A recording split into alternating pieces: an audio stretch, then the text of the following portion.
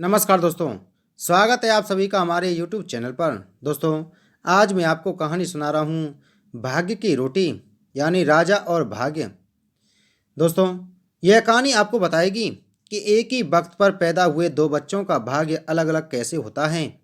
यानी कि एक ही वक्त पर दो इंसान पैदा होते हैं या दो भाई पैदा होते हैं, तो एक भाई का आचरण कुछ अलग होता है और एक भाई को कुछ अलग ही दुनिया मिलती है।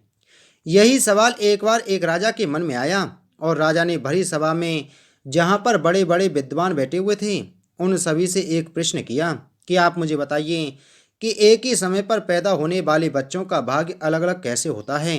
राजा ने बताया कि जिस वक्त मैं पैदा हुआ उस वक्त पर अनेकों बच्चे पैदा हुए थे, तो मेरे ही भाग्य में राजा बनना क्यों लिखा हुआ था।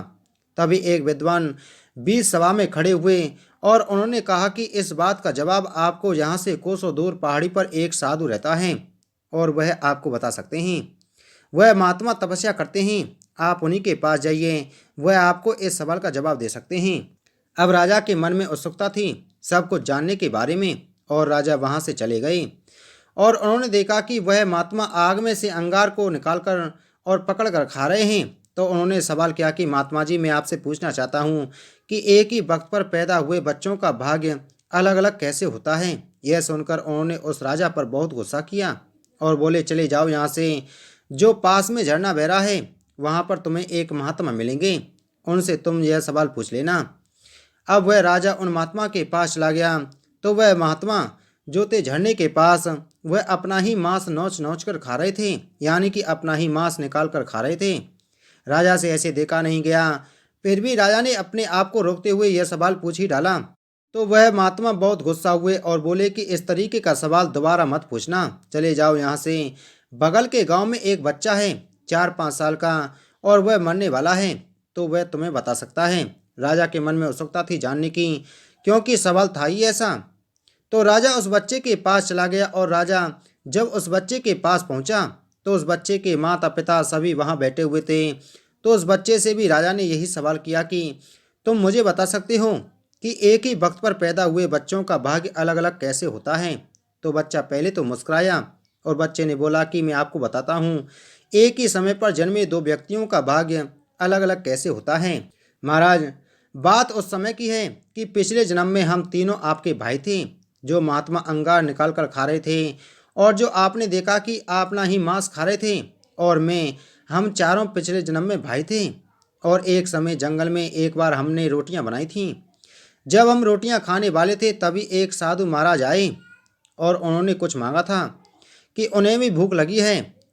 सबके पास एक एक रोटी थी, तो सबसे पहले उन्होंने अंगार खाने वाले साधु से रोटी मांगी, तो उन्होंने मना कर दिया। कहा कि मैं अगर तुम्हें रोटी दे दूंगा तो क्या मैं अंगार खाऊंगा। दूसरा, उन्होंने मांस खाने वाले साधु से कहा कि मुझे रोटी चाहिए, तो उन्होंने कहा कि अगर मैं तुम्हें रोटी दूंगा तो क्या मैं मांस खाऊंगा। और फिर मुझसे रोटी मांगी, मैंने भी मना कर दिया कि मैं तुम्हें रोटी नहीं दे सकता, अगर मैं तुम्हें रोटी दूंगा तो क्या मैं भूखा मरूंगा।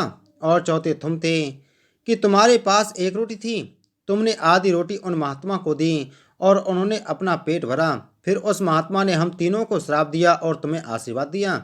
बात यह हुई कि हम तीनों आज अपने बुरे कर्मों का फल भोग रहे हैं और तुम अच्छे कर्मों का फल, जिससे तुम्हारे भाग में राजा बनना लिखा है, और हमारे भाग में अंगार खाना, मांस खाना और भूखा मरना।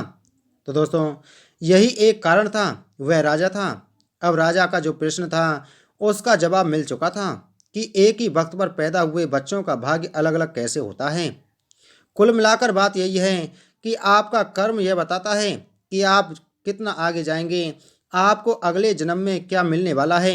इसलिए अच्छे अच्छे कर्म करिए, लोगों की मदद करिए, हमेशा स्वार्थी मत रहिए। तो दोस्तों, अगर आपको कहानी अच्छी लगी हो तो वीडियो को लाइक करें, वीडियो को ज़्यादा से ज़्यादा शेयर करें। अगर आप हमारे चैनल पर पहली बार आए हैं तो चैनल को सब्सक्राइब कर बगल में घंटी के बटन को जरूर दबाएं, जिससे हमारी आने वाली सभी वीडियो आप तक पहुंच सकें। जय श्री कृष्ण।